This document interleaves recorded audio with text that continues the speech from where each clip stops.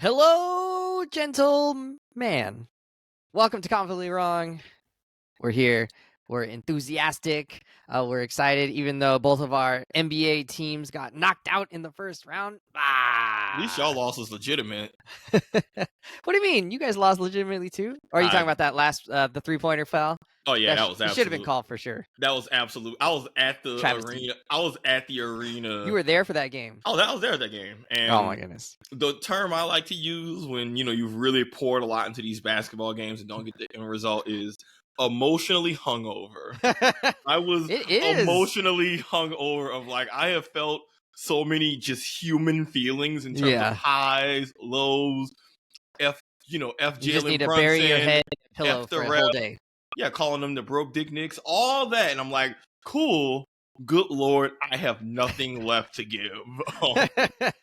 Thank God that there are teams who I can root for but are unaffiliated with. Yeah, it's interesting, right? Like, it's one of the things that makes sports so fantastic is like how like high and low your emotions can go, and when it's low, it sucks. But it's kind of like, yeah, but on the other side of that is when it goes right, and you're just like electrified, So, not that I'm saying you have to have depression in order to have elation, but there's a certain amount of like investment that sports brings that is just it's pretty hard to match with anything else. Yeah, the highs are only as high as like the highs don't mean as much if you don't have any lows to compare them to. You know, you gotta be rock bottom, but like it's about the journey. Absolutely.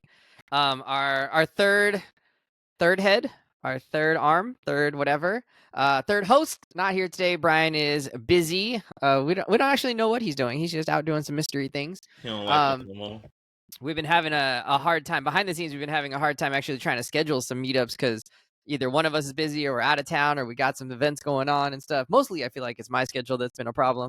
But Brian's been a little bit hemmed in too. And Savon's been out and about seeing some Pistons playoff games apparently. So we just figured we'd just go ahead and do it. We're going to talk Thunderbolts today. It just came out 2 days ago. And so we'll try and put this out as soon as possible so that you get the latest, the greatest, the most up-to-datest takes on Thunderbolt. You don't have Thunderbolts. Asterisks. You don't have to listen to any of those other characters who bring real film analysis. Just listen to our take and you'll be set. I got real film analysis, real salt of the earth, man of the people film analysis. None of this ivory tower coastal elite crap. This is no New York Times bullshits. Not the New Yorker. Not GQ. We are men of the people. And now Brian's out doing God knows what. We can get this podcast back to its roots. Exactly. Regular people. Lowbrow, regular schmegular, regular degular dudes talking their shit. Brian talking about one shots and 70 milliliter film and all this. And I'm like, man, I know I said milliliter. Look. I know. It's now a volume of liquid. Yeah, I'm just like, man, whatever. We will have spoilers right from the jump. So if you haven't seen Thunderbolts and you don't mind spoilers, stick with us. If you do, obviously go watch Thunderbolts in theaters right now and then come back in and listen to the rest of our show. Absolutely. So let's get into it first. Savon, let's just start with the overall 30,000 foot view, kind of like Florence Pugh in the opening scene, jumping from who knows God how high, 10,000 feet it seemed like. What was your first impressions? Did it meet some of your expectations? Did you even have any expectations? Where were you at on this? Yeah, so I went in with very, I think, measured expectations. We had talked about it. It was one of those measured of like, the people who've read comics, they know usually what the Thunderbolts are. They're probably the closest thing to disgusting. They're probably the closest thing to like a Suicide Squad equivalent within the Marvel universe, of terms of anti-hero characters who maybe aren't the most heroic, doing dirty work for the government. Like that's the gist of the team. And but we never had them framed as villains, except maybe Bucky. Yeah, in this case, but even then, it wasn't a full-on villain. Yeah, but it's more so anti-heroes, people with dark pasts. That's probably the best way of putting it. Everyone, when we'll talk more about this, right? None of them are heroes, and all of them still have their own. And they say that several times, very explicitly. Which, like, you didn't need to do that. We got it. We understood. They have dark. I mean, they have dark pasts that they got to reckon with. Like these aren't just. Oh, they were characters. I'm like, no, a lot of them have done actively. In fact, all of them have done actively bad and harmful things. So So that's the gist of the team, and we have an excuse for them to all get together, and yeah, I mean that's the gist of it. We get a bunch of fun characters across a wide range of Marvel movies of these side characters who are kind of getting pushed to the spotlight. In general, I had fairly non-expectations for this one. I'm not familiar with Thunderbolts as an entity before this, and we haven't had this particular group of characters in the same movie at all, so I didn't know what to expect in terms of their chemistry on screen. I thought it certainly could go badly if it kind of just stuck to being too formulaic, and they didn't really punch up that plot, and but I think overall I was pretty happy with it, pretty excited about it. I don't think I need to see it again in theaters, but certainly when it comes out on streaming, I'll probably check it out again. One of the things I think that stood out to me in terms of first impressions was just how most of the characters kind of just felt like more real. They didn't see like. Well, they had more to do, probably, right? Like, that's part of it. They I have feel more like to do. U.S. agent John Walker, former Captain America guy, when he showed up the first time, really in Winter Soldier or Falcon and Winter Soldier in the TV show, he was just sort of like a antagonist. We didn't really know much about him other than he was kind of a hothead who just had an insecurity complex, and that was kind of it. That was the extent that we got from him. And it was very inconsistent. It felt like he wanted to be a hero, but he never really did anything that like warranted being a hero. And that was kind of it. And that's kind of what we knew of him. Whereas I felt like in this movie, right from the get-go, he's got a lot more to say. He's a little bit more well-rounded. And then certainly by about halfway through the movie, we get a much better understanding just through one snippet, one vignette about him. And I want to talk about that later. But in general, I felt like the characters just felt a little bit more real, like more like real people. They weren't always perfect, always happy, always sad, or whatever. They were all sort of not clear. They were all looking for certain things. They were all struggling with different challenges. And everybody felt for the most part real, except maybe Red Guardian, who was a little bit more slapsticky. But that's okay. I mean, I think that role that he filled was actually really good and kind of needed in the film. So, I mean, I think it makes sense. Yeah, he is a lot, but I liked it in the context of his character. But I mean, I agree with you in that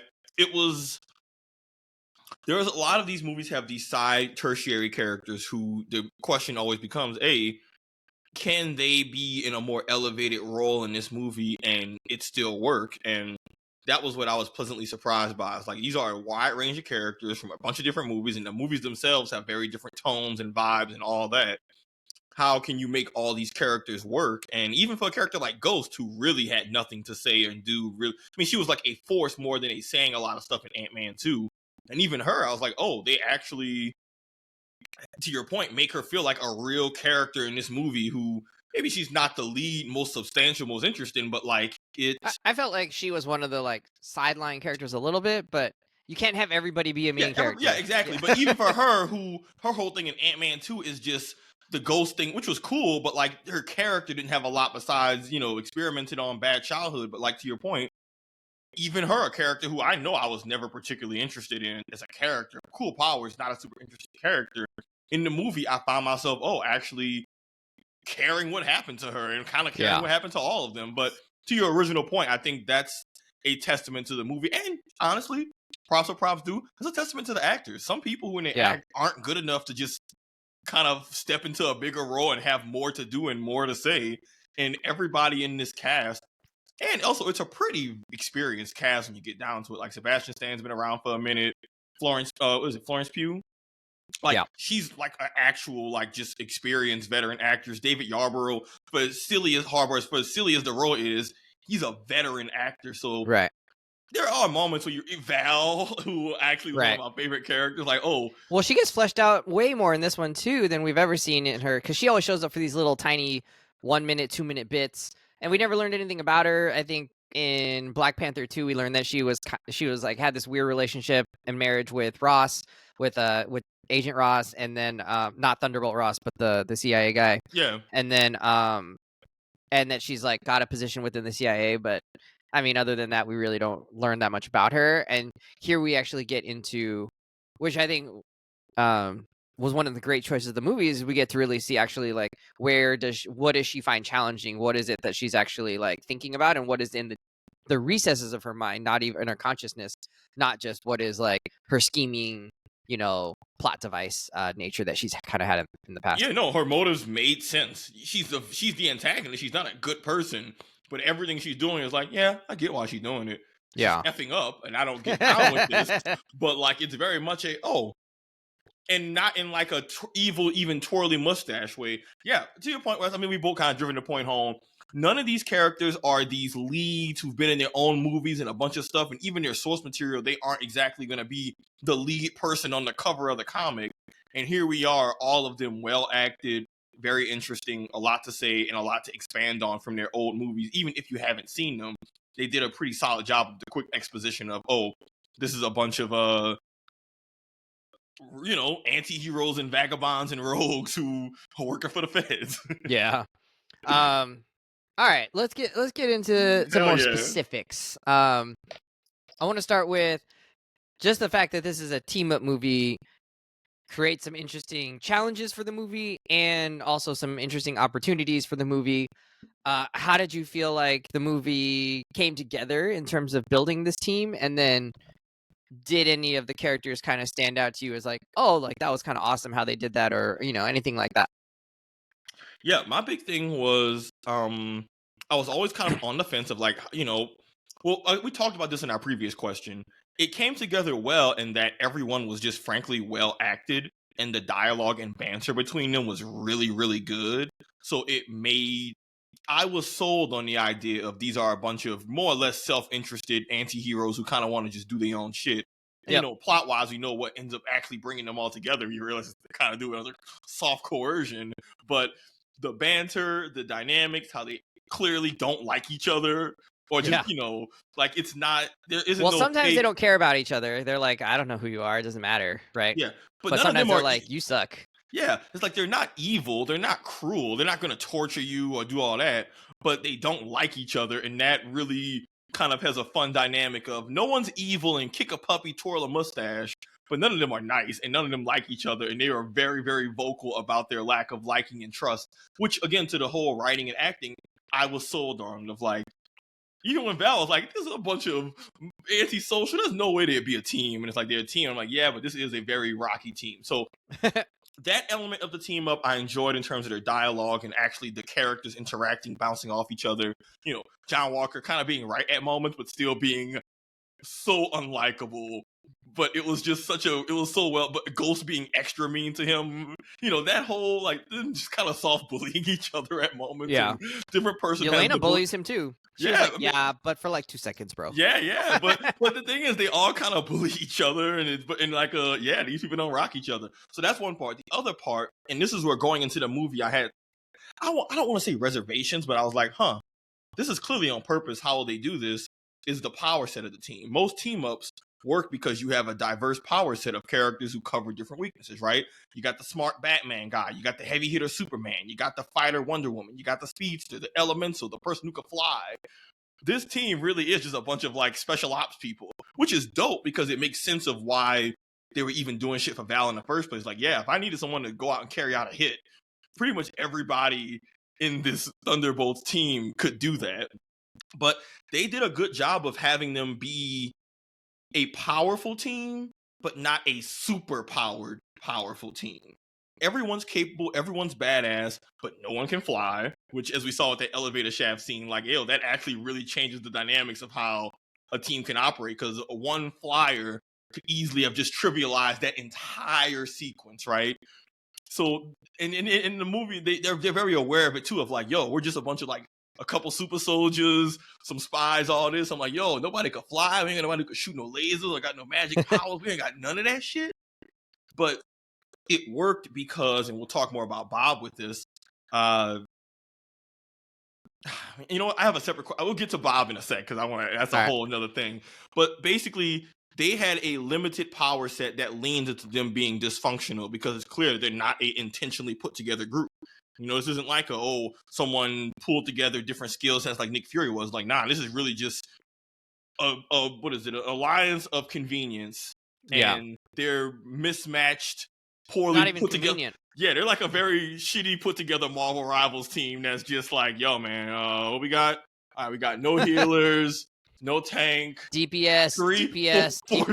And they're all like melee DPS. It's not even like a long ranger or a flyer. I'm like, you don't got a flying DPS, you got a DPS with some range you could poke, and then they're just like doing a boss fight. So the actual Thunderbolts group together in the movie in terms of power and interactions, really, I think was sold on it, and I think they nailed that part. Hilarious that the name Thunderbolts in this one comes not from Thunderbolt Ross, but it comes from Yelena's soccer team when she was like 6. Yeah, which I like that. I mean, how they built that all up, I thought was like, oh, this is funny. That was pretty funny. A little like zigzag on what you expect if you're a comic book fan, I guess. Absolutely. I agree 100% that the part where they don't like each other is really great, and the fact that they like have this great banter is really great. And I think they don't land the plane in terms of bringing the team together. And I think their direct comparison is like Guardians Volume 1, in which it's very clear that they don't like each other as well. They struggle. They form this alliance of convenience, like you said. It's like, we're just going to like stick together until we figure out like the Power Stone or whatever it is at that point. And then we'll go our separate ways. And then through the trials and tribulations of just trying to just get to the end, they end up like failing a few times. They end up having to like tell each other, certain things about how they suck or whatever, and facing the consequences of like their non-investment in each other. And I feel like this movie just didn't do that, right? Like they very well establish in a really good way, in a really interesting way, like how they don't like each other and how they don't get along, and like why it is that this wouldn't work. And then by the end, they're together and they're sort of like, okay, like this is working, but it never felt like they actually had to dig deep into themselves or their relationships with each other to figure out like why it was going to work. Especially not across the board.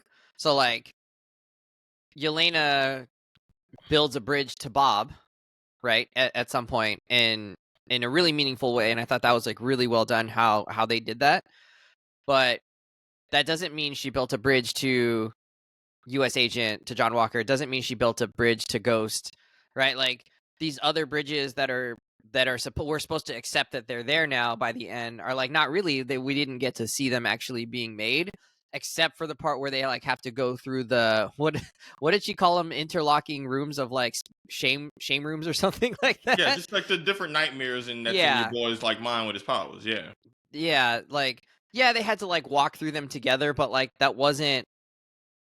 It didn't feel like that was enough to like actually build a bond between them, and it worked the first time they tried it, right? Which is, I think one of the things is like they didn't really have to fail at something. They made it out of the shaft together. They got saved by Bucky together on their escape from the shaft or from the complex, and then they're successful in like battling the void. And it's like, when did they actually fail because of their inability to work together? They didn't really. And so I think it's formulaic in the sense that like you kind of got to fail before you can succeed. Unless I'm missing something, and my memory's bad because you're like rubbing your face, but I know it really felt like it felt too easy. And so this is my negative. We're going to talk about negatives later, but this is my negative, is it felt like coming together actually was too easy for them. And that would be my one knock. It wasn't enough to make me be like, this movie sucks at all. Because so many of the other character interactions are so good, and the fight scenes are really cool and fun. Certainly this movie is way more than enough to like go see and enjoy. Mm-hmm. But in terms of like taking it to that like, oh, this is like an elite level, it felt like that was the one thing that to me was like, like I didn't really believe that you guys came together as a team and enjoyed it. And that you had to work for it. Oof, and that was it. Well, I fundamentally disagree. I think the movie did the exact opposite of what you really described. Okay. Yes. Tell me, Sav, why I'm wrong. So this is the way I see it. Thunderbolts isn't about this group having to like each other. So them actually like getting along or liking isn't really relevant, isn't important to me in terms of like them being a team or a group. to me, it felt earned because you see how their collective motives shift a little bit as the movie goes by. The main point of the movie is them just trying to get the F out of there. Like, for the vast majority of the movie, their only goal is, it's in our best interest to all try and escape this space together because there's no other way to do it. And then the moment that we can leave and go about our way, we will. Like, that was their main thing. And here's the thing. That worked out. Like, that was that plan actually wasn't going to work. That plan was going to fail because Val's people was literally hunting them down, was about to kill them in Red Guardian's limo. So, like, to me, that is the failure part of. They tried to escape. Their plan was to selfishly run off and do their own thing. That shit did not work out. But Bucky saved them. Bucky didn't save them, though. Anything. Well, Bucky didn't save them. Bucky basically captured them and forced them to help him, which I think is very different than... It's not like he just gave them some magical speech and then suddenly whatever. They thought Bucky was there to help. He was not. Yeah, but there's no reason. There's no reason for them to work together for him. Like, why? Well, that's the thing. Why would they help him? So they I don't know, because he told them to. Well, I'm answering your question. I'm answering to you. All right. Because then that's what makes Thunderbolts interesting. All of these characters are anti-heroes in dark past. None of them are evil. So it's not ridiculous. And they've all been through, frankly, awful things that have happened to them. So it completely tracks that Bucky, a character who also is a heroic figure who has had a dark past, which he acknowledges himself, is like, yo, just because you've done awful things or had this awful shit happen or whatever, it doesn't have to define who you are. In fact, he makes it very clear you can't run from this shit. And he recognizes every one of the members of Thunderbolts has a complicated past. Again, they're not evil, they're not bad guys, but they have a lot of like personal trauma and, things to reckon with. And Bucky's able to appeal to that in a way to say, and kind of like also strong arm on the side too, of like, look, man, y'all tied up and I kind of got you at my mercy because I'm Bucky, but let's be reasonable. And also keep in mind, they even recognize that Bob is dangerous. And like, for me, what makes it work is that none of the characters are evil. So being able to appeal to their humanity and decency made sense in the context of the story. They might not go out of their way to help someone, but they're not just going to let somebody just suffer and die either, which makes trying to actually get them to care about something really work. But that's what I think made the movie work. But also, keep in mind, a major theme throughout the movie is Yelena literally going through depression because she's unfulfilled. She doesn't really find any meaning in what she does. And clearly, she even says she wants to do something more face forward because she clearly wants to find some type of deeper meaning, which I think is heroics.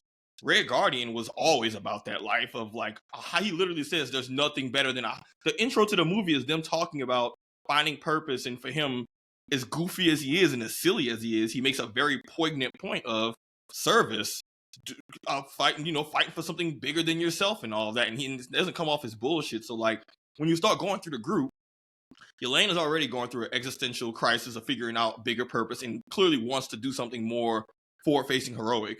Red Guardian been wanting to be a hero and help people. He's just a goofball who can't get out his own way. U.S. Agent was effed up because he killed that man who surrendered, but he was never evil. He was still someone who even said himself, he's done combat rescue missions and all that. At that point, his backstory is very similar to Sam's, of like, he's a soldier who, at least in the context of his career, tried to help folks. But like, Ghost, is a victim of being experimented on. But once you go through this roster, they're all people who, either from what we know about them or from what we've seen in their character interactions, do want to help people and do the right thing. So it's not ridiculous to have have Bucky, probably the best person to say, hey, yo, get over your past shit, to drive that point home. But to me, that's what felt most earned, because when I was watching the movie, part of me was like, okay, they're all just trying to run away from Val and get away, but like, how is this going to tie into them working to stop the threat, which I assume would have been Bob? And like, I guess to me, all of that made sense. None of them are evil. None of them are cruel for cruelty's sake. None of them necessarily liked each other, but Bucky made a very compelling argument of why they should still try to go back and help, spurred on by, frankly, Red Guardian, who really drove the point home. So it's not like he's just preaching to a brick wall. Like, at least some of them were kind of on board. Like I said, John's not evil. John and Red Guardian both want to be heroes. John's just a dick. But that's different. Like, being a hero and being a dick are not, you don't have to pick one or the other. You can be both. And again, we saw Yelena establish that she wants to be better. So I just named 3 of the Thunderbolts right off the bat who have altruistic motivations at least somewhere in there. So why is it so crazy but that Bucky's able to say, hey, man, you could run or you can face your shit and try and do something to help and get over, because they're all in denial about their past. Sure. And you've worked with kids and adults for long enough to know that just telling somebody something is not usually enough to actually make them change their habits or like the way that they react to something when faced with challenges, right, the first time. And so it's like, yeah, I get that like some of it was maybe Bucky's like, exhortation of them to put their past behind them or to not let it define them. But it's like you could hear that, but especially given the context of this movie of we get stuck in our ways and we get stuck in our regrets and our shame and whatever, right? Like these things that we have as like our low points. Why were they able all of a sudden to be like, okay, we're a team, like everybody go there and like do this and do that, and they weren't all of a sudden a team. When they went to fight the Sentry, they all got their asses beat and then immediately actually had a collapse. Like they didn't immediately come together as a team. They went thinking, okay, we'll stop Sentry or at least try and talk down Bob. Yeah, got cooked and were like, you know what, man, F this. And it wasn't until they really saw things going ass up with Sentry just about to destroy the city that they said, okay, this maybe actually is a bit of a dangerous situation. But I think that was more of just the Sentry forcing their hand because they saw the city getting consumed with literal darkness. But like, I don't think it wasn't earned because their first fight as a team, they got washed. They got washed and then immediately started infighting, bickering. Like you had a whole thing where Yelena and Red Guardian had to like talk about their relationship of Yelena wanting him, but him not necessarily feeling wanted. Like, to me, I feel like you're skipping over all of those key moments where they did develop as a team, considering still like a movie. You got to have it but like in a 2-hour window. 30 seconds of screen time, you went from them being like, I'm out, to them being like, okay, now I'm rushing in to save this thing, and then Ghost is going to save this kid, and then, they saw people getting killed. Like, I don't think it's weird to say that just because Yelena and them all had a falling out with each other. They were using their powers to complement each other in this like really teamworky way when they hadn't actually talked about like what they need to do differently. They hadn't actually had to confront each other with like, your bullshit is like fucking us up right now, right? Like, well, that wasn't why they lost the fight. You got to go through to earn those moments. We were talking about like our championship, aspirations for our basketball teams earlier, right? Like, you got to hold each other accountable. You got to work on the things that you suck at, and in order to improve. And they just never had that chance, right? Like, in order to keep the movie shorter, they just went straight from upstairs where they had this big fight where they got washed, like you said, to downstairs where they're like, oh, this is bad. And like, no, we're a team. Like that part to me felt like, ooh, like you needed another beat in here to like just get it going. So you don't think them just seeing the city suddenly getting attacked like wasn't enough of a no, because if you as a team haven't talked about like what needs to be different, then you're just gonna do the same things and you're just gonna get your ass kicked again, and they should have.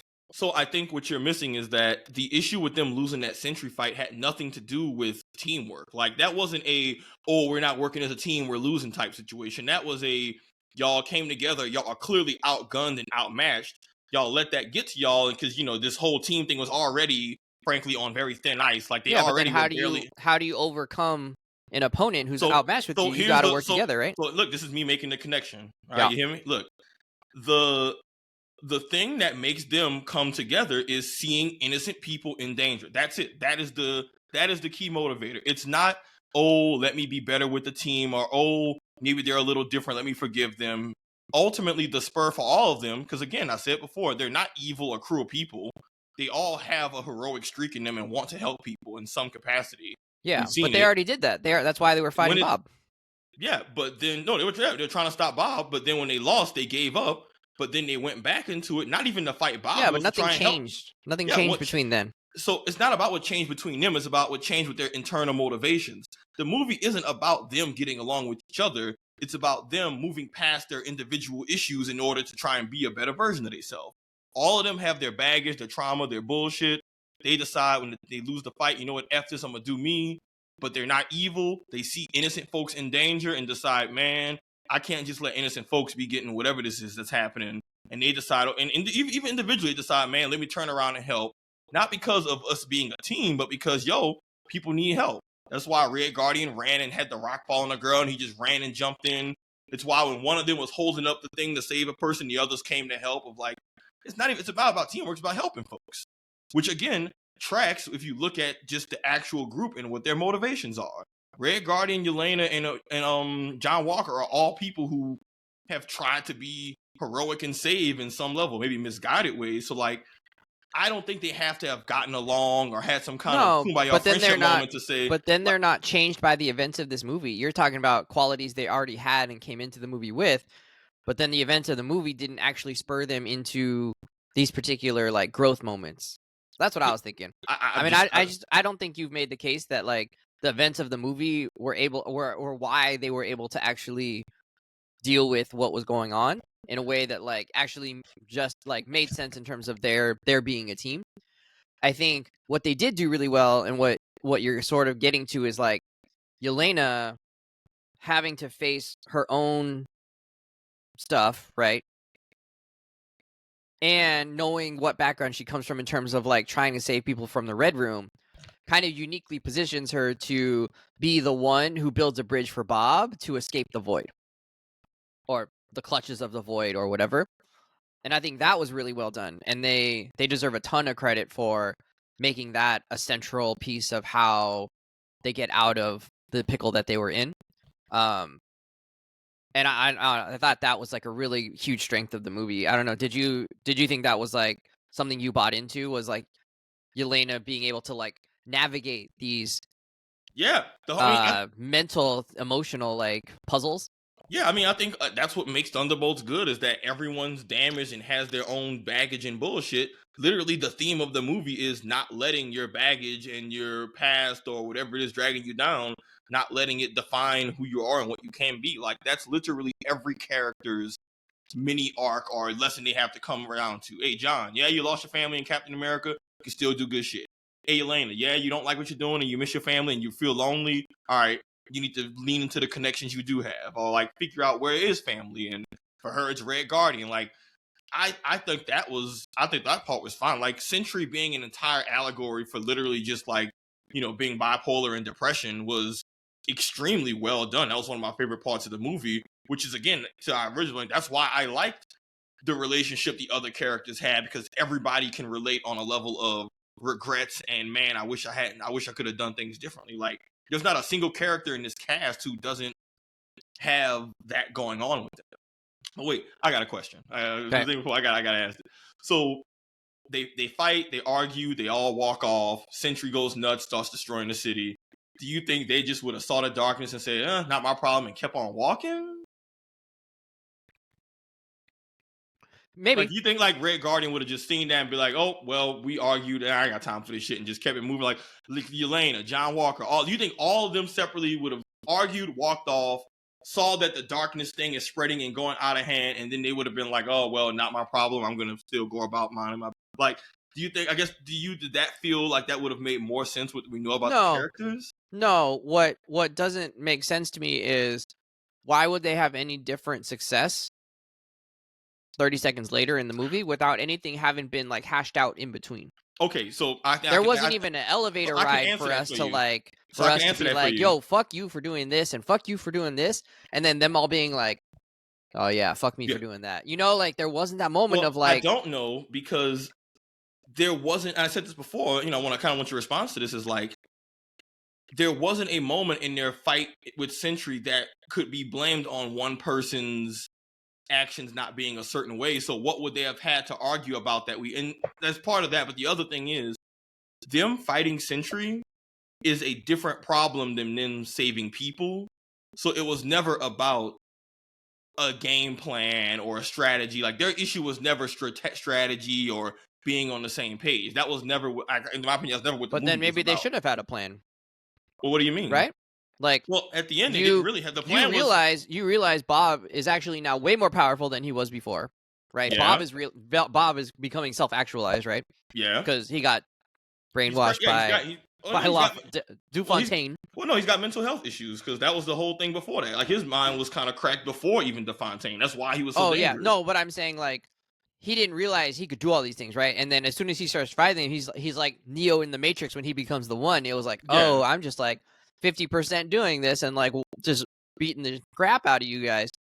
And like they should have written like, oh, we cannot just like do this as individuals. That's not going to work. Or wait a second, like this isn't about us being powerful. This is about us being like owning our shit, you know, like owning our like emotional baggage. In some way, I don't think they should say it like that, but you know, like that's the kind of like confrontation that they would have needed between each other, I think, in order to actually like explain how as a team they're going to self-sacrifice for the world, right? Like we've all learned of them as like fairly selfish individuals.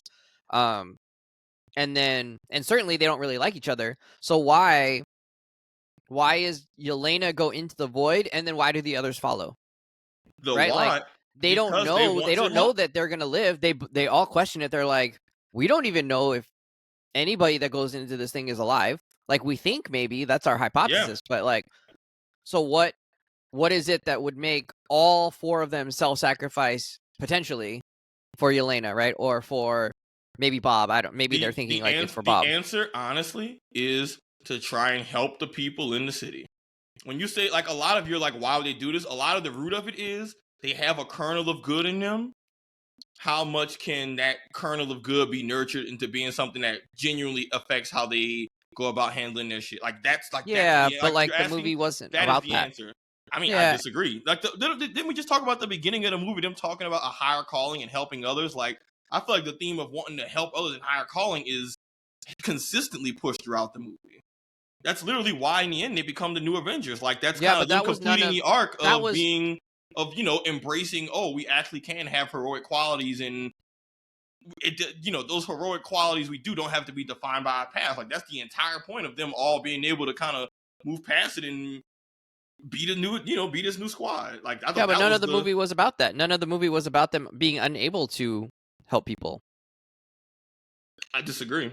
I think the biggest thing was that they're trapped in a bubble of either doing the work for Val or wanting to try something different. And literally, when they do want to do something different, and you know, Yelena's kind of meant to be the catalyst for that, Val tries to kill them all.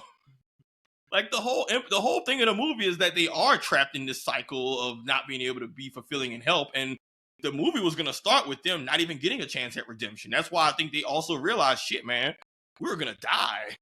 Like, is this how we want to go out? Just being a CIA asset, sitting to do all this shit and kill each other, and Yelena's already not right. Like, I just feel like there were moments that consistently drove home, and lines and dialogue that drove home these points. And I don't know. I think there was a mismatch between like what you said. I think there's a mismatch between like some of what they were saying and what was actually happening in front of them. That like they didn't actually pair up well enough to make me believe that like they as a team were going to self-sacrifice for each other. The streets are going to tear you apart for this one, Wes. I don't think so. I think that's not.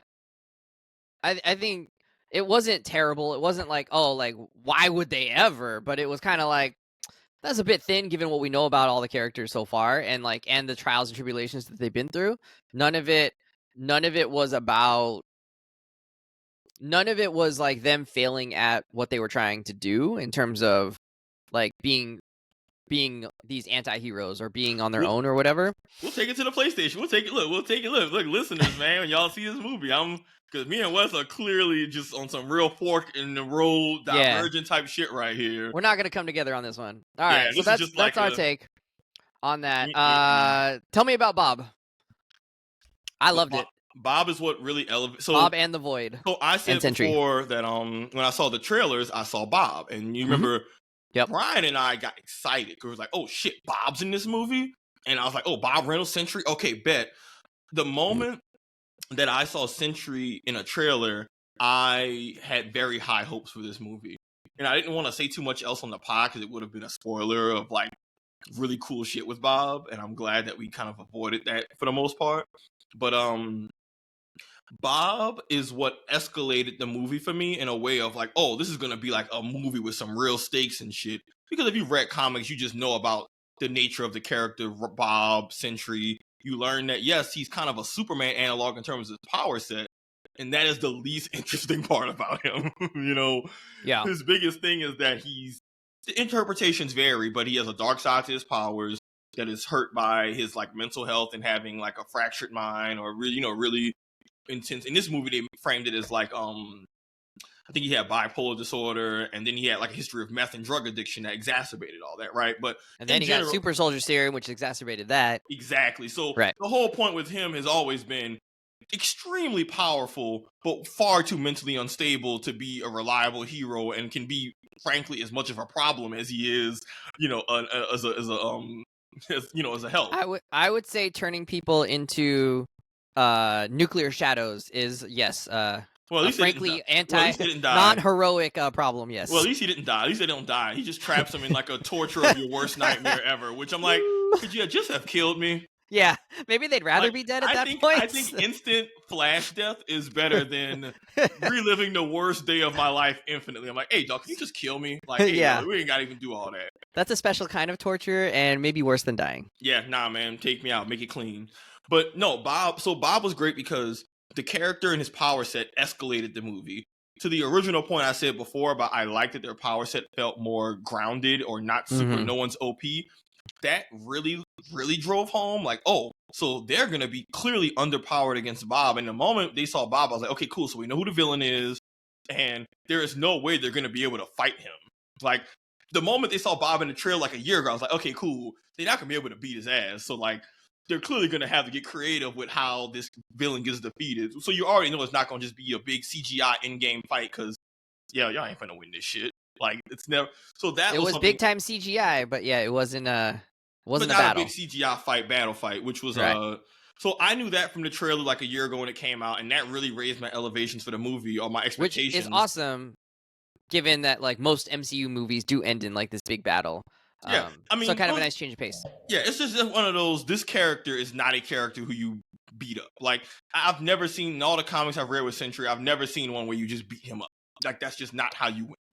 So and then them using his power set as frankly an allegory for mental health and depression and bipolar, all that was just a masterful writing stroke, and really made this character that much more, interesting. He had you learn about his backstory. He was abused, he was beat, he had drug addiction, he had all these, he just had everything awful that could happen. All the aces, all the like adverse childhood experiences that someone could have, this man had them. Oh yeah. And and shout out to the actor. He was so well acted of being just awkward and clearly sad and having something just really, really, he just looked like a very just sad, pitiful character, but like in a good way of like, oh man, I feel for this dude. Like, oh, he's like, Bob just needs a hug. Or Bob just needs a friend. Yeah. But they I think they did a really good portrayal of a character who can be very hard to write properly, and I was thoroughly impressed. Like I said, I knew I was excited when they announced him, and I left the theater thoroughly satisfied of like, oh man, I'm really glad that I'm just very happy with how they did this character. Yeah, it's a tightrope with him, right? Like you're having to make him really strong, but weak, right? In certain ways, not physically, but just he has like clear weaknesses. But those weaknesses also make him more dangerous in some ways. He's fighting this line of like, he can't be so unpredictable that you're just like, oh, he's just chaotic. It's just, he's clearly got some swings to him in terms of like, he can go down a darker and darker path, and it's hard for him to get out of it, which, right, like you said, is that symbolism for how a lot of people describe depression. And then he's also, he gets into this point where he's like, wait, I don't need to listen to anybody. I'm clearly more godlike than any of you, so whatever I do is the right thing. So let me just do this thing, right? But that's a hard thing, because you could turn into like just a really ridiculous villain at that point, right? Like way over the top, without a conscience, without anything. And he doesn't quite lose that much of his humanity when he gets into that mode. Well, I would argue that he never lost his humanity. This is just a that's what I'm saying. I would think. Yeah, I mean, agreeing with you. I think what made him such a good character is that, like, or made him such a good antagonist is that he's not evil. He's just a very sick man, frankly, like a very just sick man. But unlike a lot of other people who are sick and frankly, they might suffer silently or only affects, a small circle around him. The analogy in this movie is, okay, what if someone who was going through these mental struggles that, frankly, let's be clear, millions of folks go through on a daily basis. There are many regular folks right now who've been through very much what Bob has been through and some. But it's like, cool, what if we take that, but he has the powers of a god? And suddenly shit gets scary because he's not evil. He spreads that like feeling of hopelessness. Exactly. Yeah, to like everybody else, right? Exactly. It's like, depression can be pervasive and it can affect the space around you. And this is literally just that, but just exponentially increased. Like, instead of a man who's going through a depressive episode having to work through stuff with like their immediate family and friends, it's like, okay, cool. What if we did that? But it's like a global threat now. Yeah. And when you look at it that way, we've probably met and seen Bobs in our life all the time of someone who is struggling, needs help, can never quite get on their feet. Life's always dealt them the worst possible hand. They're not a bad person, but bad shit just keep happening to them.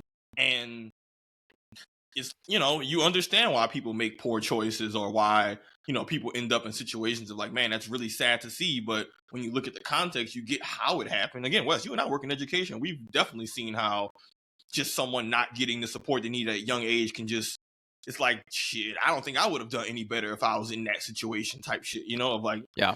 But that was really well done. It was a really strong part of the film. Bob, I think, is going to be a lot of people's favorite character because he's relatable, or he's relatable in that, like, we know a Bob, we've met a Bob, like, yeah, he wasn't flying around and doing all that other shit, but like, it's a very relatable tragedy, and I think it's always nice to have something like that for an antagonist to where you're rooting for them to be defeated, but you're not rooting for them to lose. Yeah. Like, I wanted Bob to be defeated. I did not want Bob to lose. Right. It was like, oh my God, someone get this poor dude the help he needs. Because this shit is just awful. Well, it's awful, right? And he's deluded enough in his like state to be in his most elevated state, right? Or maybe it's the most depressed state, right? Is that he sort of thinks he's releasing people from their burdens in some way, right? And I don't think he realizes, like, when he does this thing that people end up actually just facing their worst day over and over again, like you said, or worst moment over and over again.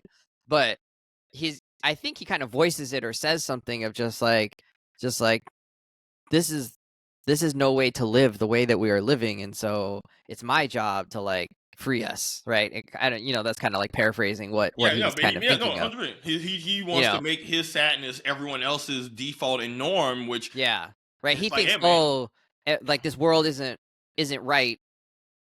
I'm gonna help do this thing, and part of that may be like his mental illness talking to him.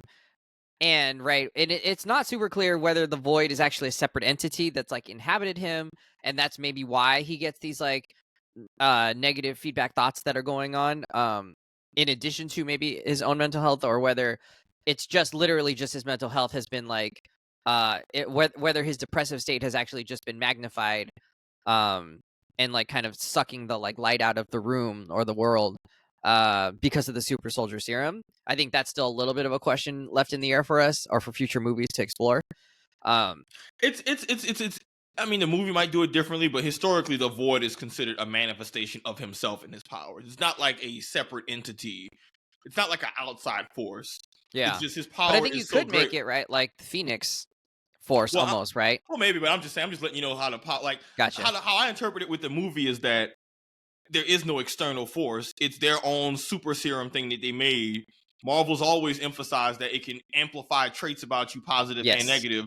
This is just what happens when someone has extremely bad lows and what that can look like when they have this kind of godlike power. Gotcha. I don't want to take it too deeply as like a separate force, separate entity. I think it's just more of he's so powerful that his depression can actually manifest in this insane, crazy form. And we gotta, make sure our dude is like, balanced out.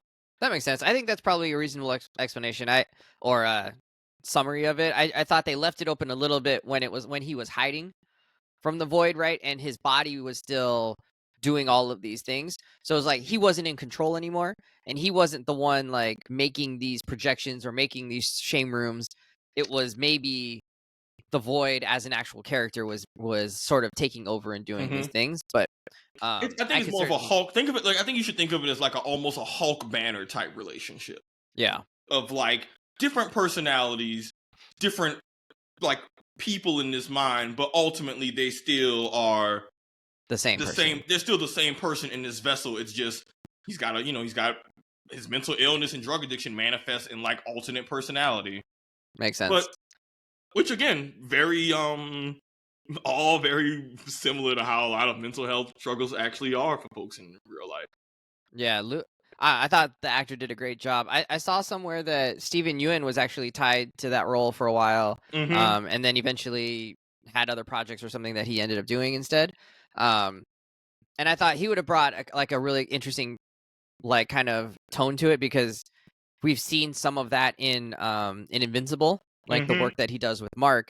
Kind of similar, right? Mark goes through these depressive states. He goes through these other moments where he's got to be both like angry and still naive and good and still making the wrong choices, and all of it. So like that complexity that he can bring to that. So I thought he would have done a fine job after I heard that he was maybe in for it. But I think now that we've seen Lewis Pullman do it, I'm like, can't imagine anybody else doing it. Like, just, a great mix of that.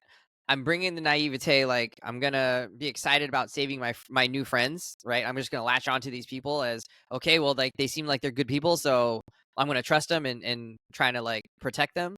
And then still also portraying, like, this immense heaviness and sadness and worry that he had. I don't know. I feel like that's probably pretty tricky to do as an actor. It seems like that would be tricky to do. Not being someone who knows how to act, but it seems hard. And I think he managed to like pull all of those into his character as he was on screen. He was well acted. Was there anything in this movie that was a miss for you, or just all positives and glows? No, there was nothing really that I was just like, oh, there was never a moment of, oh, I don't like this, or this isn't hitting it for me. Like, gotcha. I went in kind of with loose expectations of what I would have wanted from a Thunderbolts movie, and you said measured. Yeah, but I more or less got what I wanted. Like, the main thing I would have wanted is, okay, I need to see these characters being badasses. Need to figure out, okay, what's gonna make y'all try and be not shitty, which I was down with that. They did Bob justice. Val was a way better character in the movie than I expected her to be. Way better. She wasn't just like a mustache twirling, like you said, villain. Yeah, like and she's just so well acted that, like, even when she's just saying her lines, they're just so well acted and delivered that I just am having fun watching her be on screen. Anything you see in this thing will come up squeaky clean. Next cut, we got to get all this shit out of here. Yeah, no, I've never seen Veep, but I've heard that she's like great. I mean, she's funny. Like, she's a comedic actress, but she's really good at measuring that good blend of sarcastic, funny, but still deadly and serious, to where she's funny throughout the movie, but I am consistently taking her seriously because I'm like, man, it's the CIA. that's the real life Legion of Doom. Like, man, y'all better chill out. Everybody messing with Val. Like, Val don't play that shit. I feel like she took her Veep character and like extended it into this role. Not so like incompetent, right? She took out the competent part of it, and it was like, what if she was just like trying to right some unknown like insecurity that she had and some like guilt that she had, and was obsessed with, like, I don't know, improving the like militaristic state of the U.S. Like, this is what it would look like. All right. Anything else you want to kind of mention from the show? I thought a lot of the action scenes and the puzzles they had to solve were like pretty cool. The banter between the team was pretty good. I enjoyed most of it. I thought they did a great job with just the one-liners and the quips and stuff, and it didn't get overbearing to me. I feel like there might be some people out there who are like, I could have done without all of that, or it was just like too much. Watch a Christopher Nolan movie if you just want to watch the most unserious genre in the most serious way possible. Yeah, like, all right. But I didn't. I enjoyed it. I mean, that's just kind of my thing. Like, enjoyment. I love when people are just like sarcastic and witty and that kind of thing, and they got all the comebacks in the world. Funny that like Bucky washes his arm in a dishwasher to like clean it. Like, hey, man. who knew that's how you take care of a vibranium fake arm? Hey, the Wakandans told him, "Hey, Bucky, this shit is dishwasher safe. So go to work. It's vibranium. It'll clean easy, waterproof, dishwasher safe, baby." Of course they would be, right? Like, they would think of all that. They'd make sure. You know how effed up would be if the Wakandans gave you a fancy arm, but then it's like a John Deere tractor or like an Apple phone where you have to spend a bunch of money and send it in because you can't write to repair it. And you're armless for 2 weeks while it's in transit. Can you imagine? Yeah, Bucky got a UPS's arm to the Wakandans. He got to get his warranty, and like, is this covered by the warranty? Ooh, actually, it's just like, you don't have Wakanda Care Plus. I'm sorry. Yeah, you don't got Wakanda Care Plus. Sorry, pimp. And then they sending him like just a tungsten alloy arm instead of vibranium or some shit. They downgrade on him. Nah, that was Shuri would cool. never. Shuri would never do that to him. Yeah, one thing I'll say is the biggest surprise of the movie is that I didn't think they were just gonna have this be a hilarious transition from Thunderbolts to New Avengers. The way they leaned into that joke, like just the entire bit of Val's manipulations turn into getting flipped on her and having to haphazardly release a new Avengers team that the internet then just dumps on. And everyone's like, are they ready? All the artwork. You're talking about in-universe internet. Yeah, the in-universe stuff. I thought that was effing hilarious. And it was a hilarious bit. It was a great joke they did. It made sense in that you need to have a public-facing Avengers team, and this is how it happens with Val. I enjoyed all of that. And that was earned, I feel like. She was always pivoting to like a brand new plan, right? Like whenever things go wrong, she'd be like, this is the new plan, and this is the new plan. And so the fact that like she was supposed to be unveiling Sentry as like the new hero, and then these guys walk through the door and she's like presenting the new Avengers made her untouchable, right? Like now they couldn't attack her because she had just introduced them as heroes. Yeah, but then they also say, "Hey, yo, we own you because the blackmail part." But I like that too because she's saved. She doesn't go to jail. But I even like that of keeping Val's character a little more gray, right? Of like to be clear, she's an antagonist. Yeah, but she's not the kind of like if they have to save the world, she's going to be working with the heroes to help. Like I like those kind of like she's not evil. She's just the CIA, which I mean, I guess is evil. But the way she goes about it is questionable. She is ultimately trying to do quote unquote the right thing. Yeah. She's trying to quote unquote do the right thing. She just doesn't have any real moral quandaries about it. But it's a very distorted lens of what the right thing is. Yeah, but I like that her character is still on the chessboard ultimately. She's a fun character. She's interesting. Seeing how the Thunderbolts and the blackmail stuff and all that even goes will be engaging. My only real complaint is they better not take the win out of my boy Sam's sails when it comes to him putting together his new Avengers team. I think we need to have one joke about the litigation about the new team, but I need Sam to I don't need them to undercut my guy Sam in terms of him leading the new Avengers for whatever this new shit in the next movie is. So I don't know if he needs to have they have a funny scene where they argue for a sec, but I need the new Avengers to get incorporated into Sam and fall in line because I like Sam as Captain America, and I don't want them to kind of undercut his character of him having a power struggle with the new Avengers. Like, hey, that's funny. Definitely going to do that. That's funny for they should do that for one bit joke, and then it's like, hey, yo, Sam got the shield, he in charge. Like, yo, fall the effing line. Interesting. I don't know that that's going to happen, but we'll see. But I think they are going to have. Well, I don't know. I guess you could just keep them separate because they're not. These aren't cosmic level heroes, right? The new Avengers. So they are actually more suited for geopolitical struggles more than they are going to be for a coming Galactus or a coming, Doom or something like that. Not that they can't play a part, but they will. They are, it's like Hawkeye and Black Widow. They're only doing so much in Endgame. They're carrying the gauntlet. They're not wearing the gauntlet. Let's put it that way. So I do think I think the reason why it's coming is because they mentioned it, right? They were like, how is this going to work with Sam Wilson's Avengers that he's got to assemble, to fight off whatever's coming, Doom probably. Maybe they do West Coast. Maybe they do the West Coast Avengers. That's a thing. I don't know what that story is. I've heard of them, but yeah, I don't know what that story is. It's just literally the Avengers are based out of New York, so they're just like, yo, America's really effing big. We need an Avengers team for West Coast threats.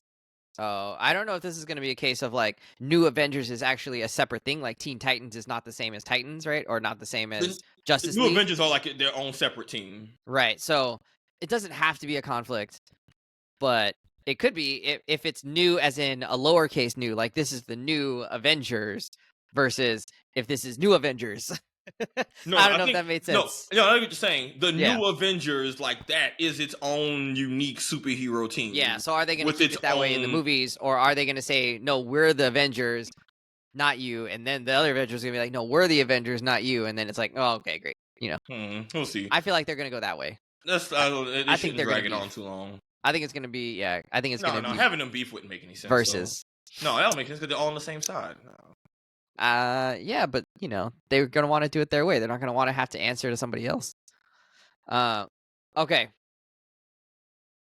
I don't know how to do this. How do you rate this movie? It sounds like you're into it. Does it slot in somewhere in terms of its well doneness, your enjoyment, whatever, however you want to do it? I don't know that I can actually place it on the ranking board yet. I mean, it's too fresh. I kind of want some time to digest it some more. I enjoyed the movie. I didn't think it was like amazing because I didn't think they landed the team aspect of it same way that other movies have done, like Guardians, but or even how Peacemaker. You can say that shit and then you even like Peacemaker, Guardians. You know, I was still down the hill that I'm not. I was never bought on Guardians becoming. You didn't buy it, so same thing. Bit. Maybe like you didn't buy Guardians and I did. I was like, yeah, I felt like they went through it. They found out what happens when they don't work together. They like get messed up. But what's the difference between me and you is that I be having evidence. What? You have no evidence. I gave you multiple evidence. You gave evidence that didn't actually connect to what your thesis was. No, you just ignored it. No. No. What the F? No. The logic didn't connect. The logic didn't connect. What is this? All right. So what are you rating this movie? I give it like an 8.5 out of 10. I enjoyed it. Okay, so very good. I didn't have any real complaints. Can you at this point slot it in between any other movies and be like, I hold it above this movie, below this movie, or this kind of neighborhood of movies? This will probably be in my B plus tier. For me, what pushes a lot of movies over the top is me just kind of already having been a real big fan of the series. Like, sure, because it's just a level of fanboy that I won't even pretend doesn't just give every movie, any movie, you get an extra point just off me being a fan. Just like, I've been wanting this for my whole life, so okay, starting off with a point. Okay, but, so what other movies are in this B plus tier, D tier from the MCU for you? Like, are you putting Multiverse of Madness in this tier? I might put Multiverse of Madness like. They're in the same tier, but Multiverse is at the higher end of that tier. Okay, that movie's so effing fun. But like, this is my B plus tier. So like, it's not my upper echelon of all my favorite Marvel movies. Yeah, but it's still a good one. I enjoyed. I'd watch it again. So I'd put this in the category with like I'd watch this over Iron Man 2 and 3. Well, okay. Yeah, I'm trying to see like that's not helpful. Yeah. All right. I'd put it in like the Doctor Strange, somewhere between Doctor Strange 1 and Doctor Strange 2 tier. I'd put it maybe around the same reason I liked the first Ant-Man. First Ant-Man was very entertaining. Yeah. Shang-Chi? Yes. I would put it in that Shang-Chi territory of a movie I genuinely enjoyed and had a fun time watching, and there's parts that are always going to stand out to me. The only reason it's not A+ is because it's not a character I grew up with, so sometimes there's that extra level of, oh my gosh, I've been wanting this my whole life. But like, I would put it in like the Shang-Chi, Doctor Strange 2 tier of like, it's not Infinity War, it's not Captain America 2, which that's not a realistic standard to aim for. But maybe it's kind of a similar. Because I think it's harder because some of the characters have a lot of their own icon and weight pushing it behind them to where it'll be hard. It'll never quite compare. Captain America, Thunderbolts, as dope as the movie is, none of those characters' names are just front page headline enough for this to just be someone's A+ movie, which that's no fault of the movie's own thing, but like it's just what it is. Yeah. Same way Spider-Man movies are always just going to get a really high grading curve just because it's Spider-Man. People effing love Spider-Man. So as long as you get some good Peter Parker shit, it's going to be a highly rated movie. But I give it like also you can do some really cool stuff with fight scenes.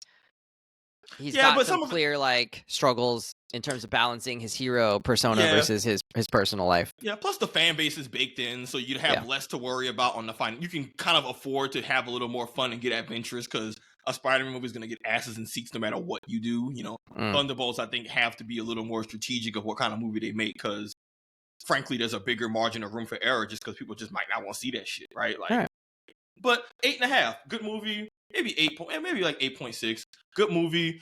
The best part though is definitely 0.1 makes a difference. But I didn't think I expected to watch a Marvel movie where the villain is depression, and it was well done. And like, there's moments where I'm like, is this really like kind of like a little on the nose? Like, no, because this is really how the shit be. Like, it didn't feel ham-fisted. It felt like it was dangerous. It was real. Like he was beating up his dark self, and I was like, oh, he's literally beating himself up over this. Yeah. Hey, wait a sec, that ain't it. And then I'm in the theater, and then I'm coming to that realization. Right, Tony's next to me. She's coming to the same, and everyone's watching. Like, wait, hey, hold up, don't beat his ass. Actually, you know, at first you're like, beat depression's ass, and you're like, wait, depression's you. You can't beat yourself up. Like, but like, you need love. You need teamwork. But that was the perfect character to do that message, and it was a well done message. And I want to give Marvel a shout out to that. All right. It can be hard to do these superhero movies and make them feel distinct in terms of what the theme is. And this was a very unique theme for them to pursue that other Marvel movies haven't done. And I really give them props for making it stand out in that regard. All right. I don't know how to rate this. So I would just say 4 out of 5 for no actual reason other than that's how I feel about it. Yeah, man, give me an out of 10. I need an out of 10. That 4 ain't telling me nothing, bro. 8 out of 10. It was good. I liked it. I wouldn't say that everybody has to see it, even if they're Marvel fans. I wouldn't say that everybody has to see it. In the same way that I would say, like, if you're a Marvel fan, I know you need to have seen Ragnarok. I know you need to. I guess even if you're not a Marvel fan, you need to have seen Ragnarok because it's just an outstanding movie all the way around. You would have needed to have seen like the first Iron Man just because it set the tone for like what it was going to be. You're gonna need to see Infinity War and Endgame, but before that you had to see Civil War and Winter Soldier, right? Like all of these like iconic points within the timeline of like those are those top tier movies where if like you're not a big Marvel fan, but I would say like these are still great movies and anybody could enjoy them. And then this is probably in the tier below that in terms of like I think most people would enjoy a movie like this, but I don't think it's a movie like everybody has to go see and rush out to see right now. So that's kind of where I fit. It sounds like we're a little bit on the same page there, just disagreeing on like how we got there, and maybe the particular parts that we liked or didn't like about the movie. So, you know, everybody in the comments tell Sav why he's wrong. They not, because I know people at home right now listening like, man, what the fuck this man Wes talking about? They didn't land the plane. They just didn't. Look. You can vouch for yourself when we back in the PlayStation chat and everyone's seen the movie, and then you know you can get you a pillow and a helmet for whenever one dog piles on you for being wrong. Wrong. Fair enough. All right, that'll do it for us. Hit us up on Instagram at confidently_pod. We're also on YouTube. You can just search for Confidently Wrong Podcast. Sav, there is another Confidently Wrong podcast out there with, I don't know, they got like 30 episodes out or something like that. They're now our mortal enemies. I don't know what they talk about. I just know that they exist now. They didn't trademark check the YouTubes or the podcast feeds. So we've got some competition. When I Google Confidently Wrong Podcast, ours is the first thing that comes up. Hey, we got to make sure we maintain that SEO rankings there. So so they got to change their name. I see pictures of me back when I had cornrows. Well, they got to change their name. Next episode, important, The Last of Us Season 2. We're going to talk about the first 3 episodes. So your homework before the next one is to make sure you've seen at least the first 3 episodes of The Last of Us. I think overall it's been an incredible start to the season. I would say in one sense a lot has happened, in another sense not a lot has happened yet. And we're only going to have 7 episodes this season for for The Last of Us. So this is about the halfway point. We're recording on a Sunday, which means we'll get another episode tonight. But we'll obviously not be able to talk about it. So, friends, do your homework. End up watching The Last of Us, and also let us know what you thought about Thunderbolts Asterisk, aka the new Avengers, on the Instagrams, and whether I was right that they didn't actually get the team up chemistry earned, or whether, like Savon said, they didn't need it. They just needed to justify them being heroic and wanting to save people, which I don't think the movie was about that. All right, friends. See you later. Bye-bye. Later. Oh, this man wasn't going to be a nosebleed, yo. Luka Doncic! Get yourself in shape over the summer. We're coming back next year. The chubby motherfucker ain't never going to be in shape. You have little faith. He's going to get on the LeBron nutrition and exercise plan, bro. You better be content that he's good at basketball. That's all he got. That's all he got for y'all. He's good at offensive basketball. Hey, that's... I don't even want to say it's half the game. I'm like, it's half the game. It's not low-key, though. All right. See you later. Bye.